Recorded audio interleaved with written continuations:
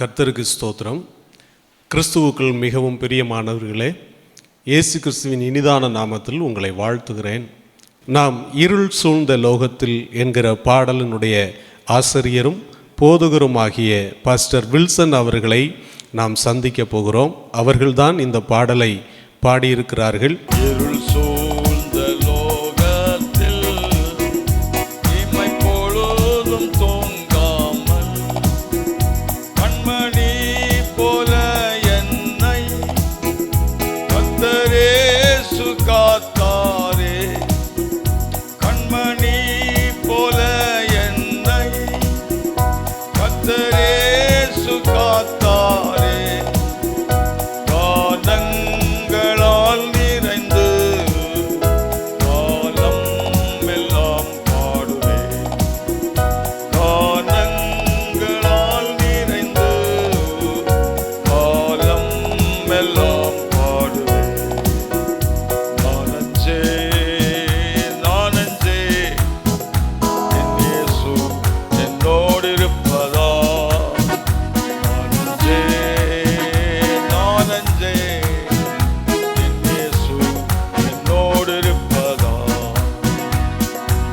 இப்பொழுது அவர்களை நாம் நேர்காணலாக அவர்களிடத்திலே அந்த பாடல் எப்படி பிறந்தது, அதற்காக வந்த அனுபவங்கள் என்ன என்று இந்த மாதிரி காரியங்களை நாம் அவர்களிடத்தில் நேரடியாக பகிர்ந்து கொள்ளப் போகிறோம்.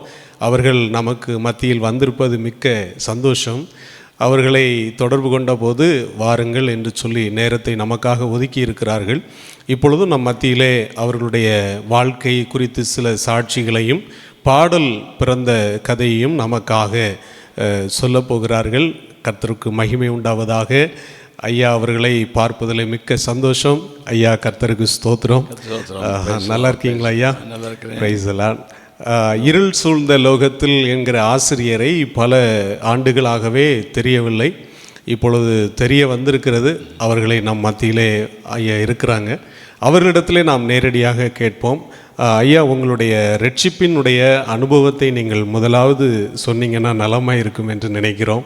தயவுசெய்து உங்களுடைய ரட்சிப்பின் அனுபவத்தை சொல்லுங்கள் ஐயா. ஆமென். என்னுடைய சொந்த ஊர் ஈரோடு மாவட்டம் சத்தியமங்கலம் என்ற ஊர். அதில் ஒரு மலை பிரதேசத்தில் என்னுடைய தகப்பனார் ஃபாரஸ்டராக இருந்த ஃபாரஸ்ட் ஆஃபீஸர், இந்த வனத்துறையிலே வேலை பார்த்தார். சரி. எங்கள் அம்மா ஒரு அருமையான ஒரு ஊழியக்காரருடைய மகள். அப்போ என்னுடைய தகப்பனாரும் ஒரு பக்தி உள்ள குடும்பத்தில் உள்ளவர் தான். 2ஆம் உலக யுத்தத்தில் மிலிட்ரியில் இருந்தவர். மிலிட்ரியிலிருந்து நேராக அவருக்கு வனத்துறையில் வேலை கிடைத்து வந்தார். அப்போது வனத்துறையில் வேலை கிடைத்ததுனால வனத்திலே, அதாவது இந்த மைசூர் பார்டரில் எங்களுடைய பெற்றோர் குடியிருந்து அந்த வேலையை பார்த்து கொண்டிருந்த போது 1953 வருடம் நான் பிறந்தேன். மலையில் தான் நான் பிறந்திருக்கிறேன். இந்த மலை பிரதேசத்தில் மைசூர் பார்டரில் பிறந்திருக்கேன். அப்போது பிறந்து வளர்ந்து அப்படியே நாங்கள் ஆலயத்துக்கு அதிகம் போக முடியாது. எங்கள் அப்பா அம்மா மலையில் இருந்ததுனால ஆலய வசதிகள் இல்லை. எப்போவாவது சத்தியமங்கலம் டவுனில் நாங்கள் ஆலயத்துக்கு போவோம். அப்படி இருந்தபோது கடைசியாக எனக்கு ஒரு படிப்புக்காக, எங்களுடைய படிப்புக்காக எங்கள் மலையிலிருந்து அவங்க சத்தியமங்கலத்தில் எங்களுடைய பெற்றோர் தங்கினார்கள்.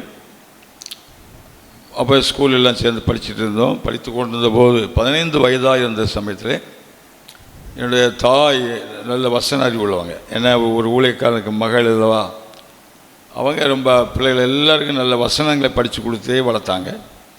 என் தந்தையும் அவர் கவர்மெண்ட்டில் அந்த வனத்தில் வேலையாக ரொம்ப பிஸியாக இருப்பார் அவர். ஆனால் அம்மா ரொம்ப பக்திக்குரிய வழியிலே எங்களை நடத்தி வந்தார்கள். 15 வயதாக இருக்கிற பொழுது எனக்கு ஒரு நோய் வந்தது. அந்த நோய் ஆஸ்பத்திரியெல்லாம் போய் பார்த்த போதும் சுகம் உண்டாகவில்லை. ரொம்ப பலகீனப்பட்டுட்டேன். இனி பிழைக்க மாட்டான் அப்படிங்கிற மாதிரி உள்ள சூழ்நிலை எனக்கு வந்துவிட்டது. அது என்ன வியாதி என்று டாக்டர்கள் ஏதாவது சொன்னாங்களா? அதாவது உடம்பெல்லாம் மெலிஞ்சு கொண்டே இருந்தது. உள்ள ஆர்கன்ஸ் எல்லாம் செயலிழக்கிற மாதிரி ஆயிடுச்சு. சரி. அவங்க நல்ல முயற்சி பண்ணி பார்த்துட்டே இருந்தாங்க. ஆனால் ரொம்ப மோசமாக இருக்குது. ஹார்ட் எல்லாம் பலகீனமாக இருக்குது. கல்லீரல், நுரையீரல் எல்லாமே கொஞ்சம் உறுப்புகள் செயல் இழந்துட்டு. ஆமாம், ஃபங்க்ஷன் குறைவாக இருக்குது. சரி. அப்படின்னு சொல்லிட்டாங்க. அப்படிங்கும்போது வீட்டுக்கு கொண்டு வந்துட்டாங்க. வீட்டில் கொண்டு வந்தபோது என்னோடய தாய் கண்ணீரோடு, எங்கள் அம்மாவும் அப்பாவும் கண்ணீரோடு ஜெபம் பண்ணாங்க. நான் படுத்து கிடக்கிறேன். என் தாயின் கண்ணீர் என்னுடைய முகத்தில் விழுந்தது. எனக்கு நேரம் முழங்கால் போட்டு ஜெபம் பண்ணுறாங்க. Okay okay. அப்படி நானும் அம்மாவுடைய கண்ணீரின் ஜெபத்தோடு நானும் சேர்ந்து கண்ணீர் விட்டு ஜெபம் பண்ணுறேன். அந்த டைமில் வானத்திலிருந்து ஒரு தீபம் இறங்கி வந்த மாதிரி எனக்கு ஒரு காட்சி இறங்கி வந்துக்கிட்டே இருக்குது. அது வந்து என் தலைமையில் அமர்ந்தது. என்னை அப்படியே அக்கினி சூடு ஆகிட்டேன். என் உடம்பெல்லாம் சூடாகிட்டு உருண்டு பிறண்டு இயேசுவேன்னு அழுதேன். அப்படியே கொஞ்சம் நேரம், ஒரு அரை மணி நேரம் 1 மணி நேரத்துக்கிட்ட உருண்டு பிறண்டு அழுதுட்டு இருந்தேன். சரி. அதன் பிற்பாடு எல்லாம் வந்தவங்க சத்தம் கேட்டு, மக்கள்லாம் சத்தம் கேட்டு என்னவோ பையனுக்கு ஆயிட்டேன்னு சொல்லி வந்தாங்க. அப்படியே நான் தூங்கிட்டேன். அடுத்த நாள் காலையில் மக்கள் எல்லோரும் நினச்சிட்டு இருக்காங்க பையன் ராத்திரி இறந்துருப்பான், ஏன்னா டாக்டர் சொன்னதுனால இறந்து போயிருப்பான், என்ன முடியாத நிலைமையில் இருக்கிறதுனால. ஆமாம் அப்படின்னு நினச்சிட்டு மெதுவாக ஏதாவது அழுகிற சத்தம் கேட்குதுன்னு பார்க்க வராங்க. சரி. ஆனால் ஆச்சரியம், நான் வந்து அது வரைக்கும் உட்காரவே முடியாது. ஆனால் அன்னைக்கு சுவரில் சாஞ்சு உட்காந்துருக்கேன். வந்தவங்க எல்லாம் பார்த்துக்கிட்டு பையனுக்கு முகத்தில் ஒரு வெளிச்சம் இருக்குது அப்படின்னு சொன்னாங்க.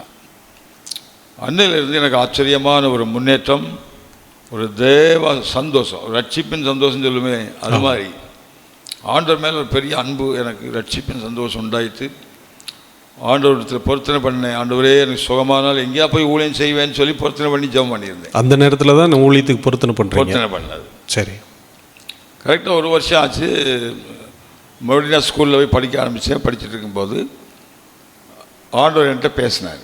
சுகமானால் எங்கேயாவது போய் ஊழியம் செய்வேன்னு சொன்னேன், ஏன் நீ போகலை? அந்த வார்த்தைகள் என்னை மிகவும் உணர்த்தினது. ரொம்பவும் அந்த வார்த்தை எனக்கு தாங்க முடியல. அப்போ ஊழியக்கார்ட்ட சொன்னேன், அம்மாட்ட சொன்னேன், அப்பாட்ட சொன்னேன். அவர்களுக்கு மகனை உன்னை எதுக்கு அனுப்ப மாட்டோம், ஊழியத்துக்கு தான் அனுப்புவோம், ஆகவே கொஞ்சம் பொறுமையாரு அப்படின்னு சொல்லுவாங்க. ஆனால் எனக்கு முடியல.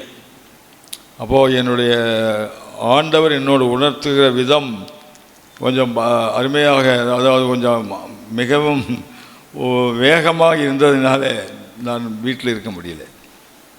அப்போ இந்த போதகருக்கு புரிஞ்சிட்டு இது ஆண்டவர் தான் உங்கள்கிட்ட பேசுகிறாரு. அப்போ நம்ம தலைமை சபை நாகர்கோயில் இருக்குது. தலைமை பாஸ்டர் தேவசுந்தரம் யெகோவா ரட்சணிய சபை தலைவர், ஃபவுண்டர். சரி. அவர் இருக்கு. அங்கே போய் உனக்கு ட்ரைனிங் கொடுத்து ஒரு கொஞ்சம் நீ ஊழியம் அப்படியே நீ ஊழியம் பண்ணலான்னு சொல்லி 1969ஆம் வருடம் இந்த நாகர்கோவில் பட்டணத்துக்கு என்னை கூட்டிகிட்டு வந்தாங்க. சரி.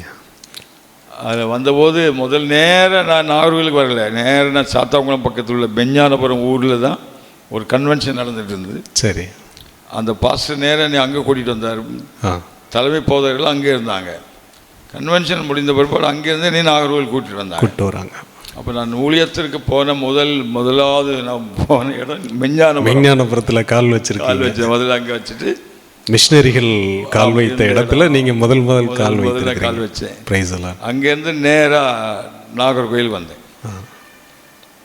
வந்து அந்த ஊழியத்திலே ரொம்ப நல்ல ட்ரைனிங் அருமையாக இருந்தது. அவர் நல்ல வேத அறிவுள்ள வேத பண்டிதர்னு சொல்லலாம். சரி. நல்ல ஒரு தேவ அழைப்பு பெற்றவர், அபிஷேகம் பெற்றவர், தேவனால் மிகவும் அருமையாக உபயோகப்படுத்தப்பட்டிருந்த ஒரு தேவ மனிதன் பாஸ்டர் தேவசுந்தரம். மதர் அவர் அம்மா இருந்தாங்க, அவங்க சொர்ண வாக்கியம், நகோமி மதர், இன்னும் சரோஜா மதர், இன்னும் பலரும் அந்த நாட்களிலே மூத்த அம்மாமாராக இருந்து நடத்துகிறாங்க. அவங்க எல்லாம் என்னை அன்பாக வளர்த்தாங்க. அப்போ ஊழியத்தில் பல கஷ்டங்கள் எல்லாம் இருந்தது. நிறைய இடங்களுக்கு நடந்து போக வேண்டியிருந்தது, நிறைய இடங்களுக்கு சைக்கிள்லேயே போக வேண்டியிருந்தது. சரியான அளவு காசோ பணமோ பொருளோ நமக்கு இல்லாத ஒரு காலம். துணி வஸ்திரம் கூட ரொம்ப கஷ்டம். மாற்று வஸ்திரம் இல்லாத நேரம், மாற்று வஸ்திரம் கூட இருக்காது, செலவுக்கு காசு இருக்காது, சாப்பாடுக்கு சமயத்துக்கு நமக்கு சாப்பிட முடியாமல் இருக்கும். அப்போ உங்களுக்கு வாலிப வயசாக இருக்கிறதுனால சாப்பாடு அதிகமாக சாப்பிட வேண்டிய சூழ்நிலை இருக்கும். ஆனால் கிடைக்காது. ஆனால் ஆச்சரியம், இப்படி இவைகளெல்லாம் இல்லை இல்லை இல்லை என்று இருந்தாலும் உள்ளத்திலே ஒரு பெரிய அந்த ஆண்டுடைய அபிஷேகத்தினுடைய நிறைவு இருந்தது. எங்கே போனாலும் ஆவியில் நிரம்பி ஜெபிக்கிறது, பாடுறது, ஆண்டவரை மகிமைப்படுத்துவது. ஆவிக்குரிய சந்தோஷத்துல நீங்க நிரம்பி இருந்திருக்கிறீங்க. இந்த பாடல் வந்து உங்களுக்கு கொடுக்கப்பட்ட நேரம் நீங்க ஊழியத்துக்கு உள்ள என்ட்ராகிற டைம்லையா இல்ல அது எப்படிங்கிற அந்த என்ட்ராகி கொஞ்ச நாள் ஆனோடனே எனக்கு மனசுல ஒரு சோர்வு உண்டாயிட்டு. சரி. ஏன்னா ஊழியத்துக்கு வந்த பிறகு உங்களுக்கு சோர்வு உண்டாச்சு. என்ன சோர்வு உண்டாச்சுன்னா நமக்கு ஒன்றும் தெரியல, இப்போ பிரசங்கம் பண்ண தெரியல, பாட்டு பாட தெரியல.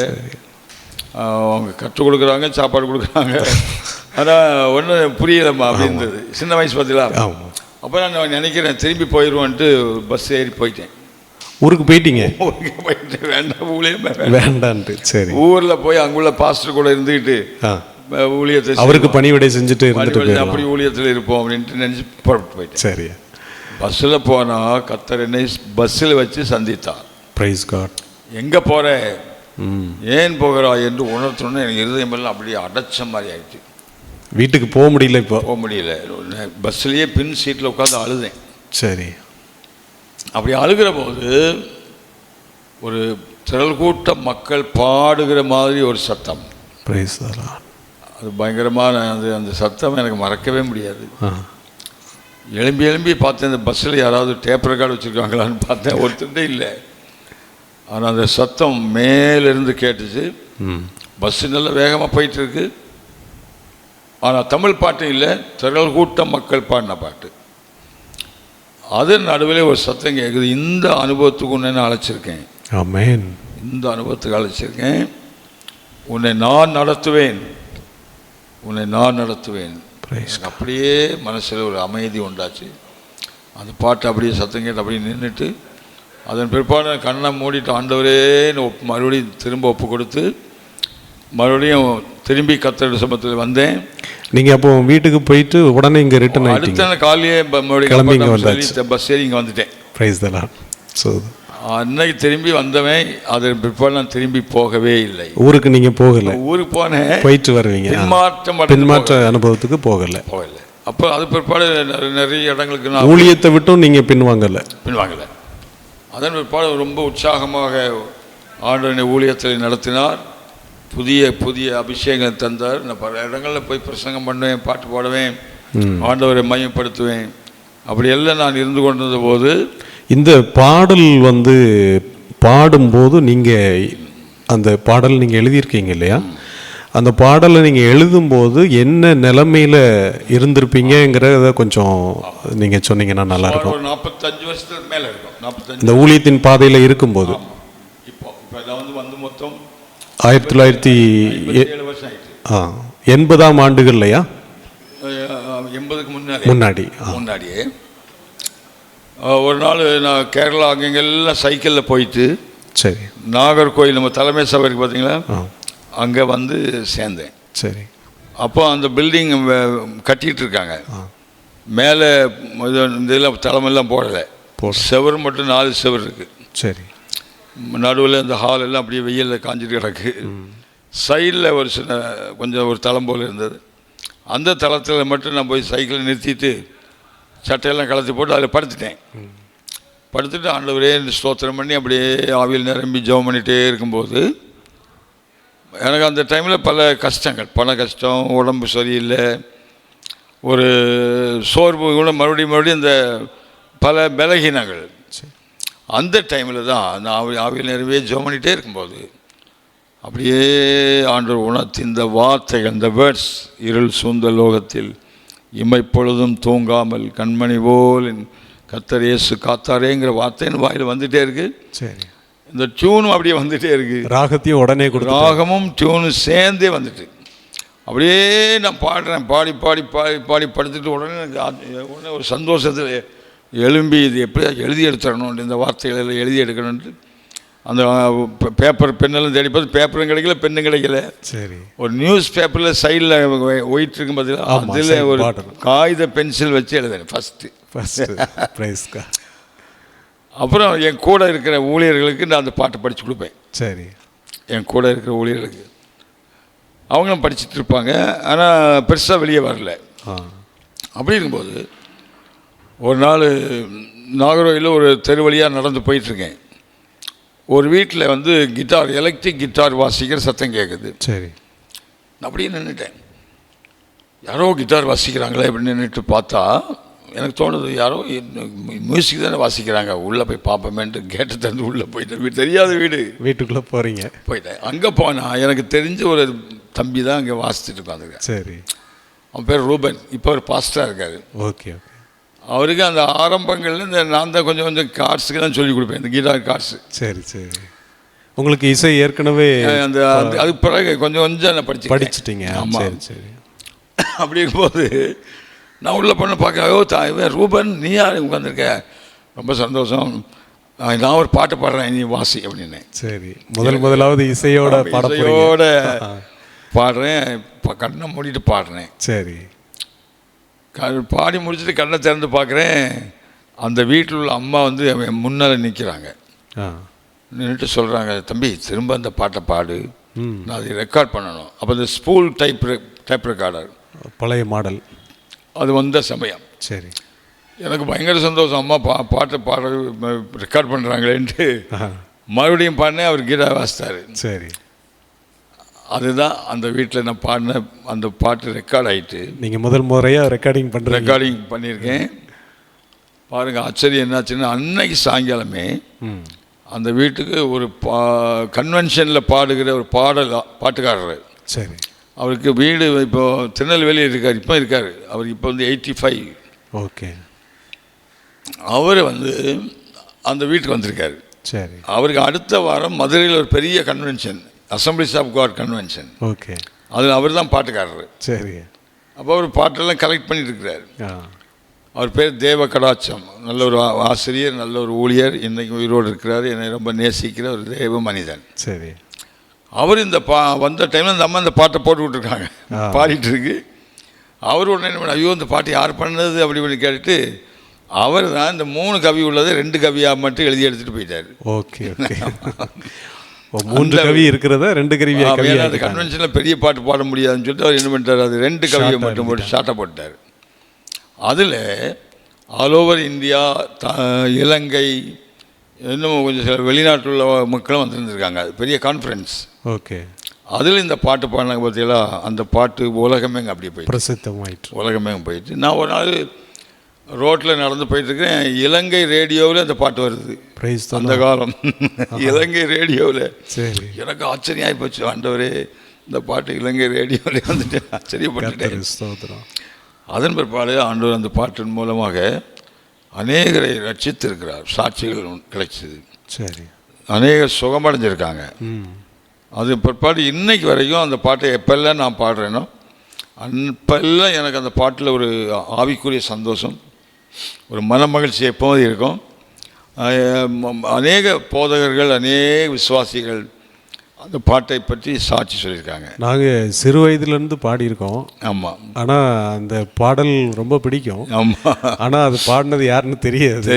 நேரில் பார்க்குறதே ரொம்ப சந்தோஷமாக, ரொம்ப சந்தோஷம். ரொம்ப எனக்கும் உங்கள்கிட்ட இந்த பற்றி அனுபவத்தை சொல்வது எனக்கு மிகுந்த சந்தோஷம். இப்படி நீங்கள் வாஞ்சையாக எடுத்தது கேட்டதுக்கும் கர்த்தருக்கு நன்றி, உங்களுக்கும் நன்றி சொல்கிறேன். தேங்க்யூ. கர்த்தர் ஆசீர்வதிப்பாராக. அப்படி தான் இந்த பாட்டு வெளியே வந்தது. அதன் பிற்பாடு சுமார் ஒரு 21 பாடல்கள் இருக்குது. அடுத்து அந்த நிறைய எழுதியிருக்கீங்க. எழுதியிருக்கோம். அதில் நிறைய பாட்டு, அலை மோதும் ஆழ்கடலில். அந்த பாட்டு நீங்கள்? ஆமாம், அந்த பாட்டு அது நான். அந்த பாட்டு நீங்கள் தான் ஆசிரியரா? ஆமாம். ரொம்ப சந்தோஷம். ஆமாம், அது முடிய அந்த மாதிரி பாட்டுகள் நிறைய பாட்டு தந்தார். அது எல்லாமே ஆண்டு தந்த பாட்டு எல்லாமே ரொம்ப அருமையான பாடல்கள். சரி சரி. அநேகர் அந்த பாட்டு நான் இந்த ஒரு கவி பாடுறேன், அதுதான் நான் பாருங்க. அலை மோதும் அதே பாட்டு ஆழ்கடலில் அடியே நான் ஒரு சிறு கப்பல். அந்த பாட்டு தானே? அதே பாட்டு தான். Praise God. ரொம்ப அருமையான பாடல். ஆமாம், என் மகன் இப்போ அதை பாடியிருக்கான். சரி சரி சரி. அதனால் இப்படி தான் பார்த்துருக்கேன். அந்த எனக்கு அந்த என்ன விஷயம்னா, நான் திரும்பி போன போது ஒரு பாட்டு சத்தம் கேட்டில்ல. ஆமாம். அப்போ ஆண்டு சொன்ன, இந்த அனுபவத்துக்குன்னே அழைத்திருக்கிறேன். ஆமென். அப்படி சொன்ன அது வந்து அப்படியே எனக்கு நிறைவேறி நடந்திருக்கிறது. அந்த பரலோகத்தில் உள்ள பாடல்கள் ஆண்டவர் எனக்கு தமிழ் பாஷையில் கொடுத்து அநேகரை ஆண்டவர் உயிர்ப்பித்திருக்கிறார். உயிர்ப்பிக்கிறதா ஊழியத்தை கொடுத்திருக்காரு. அப்போ நீங்க கேட்டது வந்து ஆண்டவரே பரலோகத்தின் பாடல்களை உங்களுக்கு கேட்க பண்ணிருக்காங்க. கேட்க பண்ணினார். அதனுடைய தாளந்து உங்க மேல இருக்கு. என் மேல விசேஷத்தை கிருபையா கர்த்தர் தாளந்து இறங்கிருச்சு.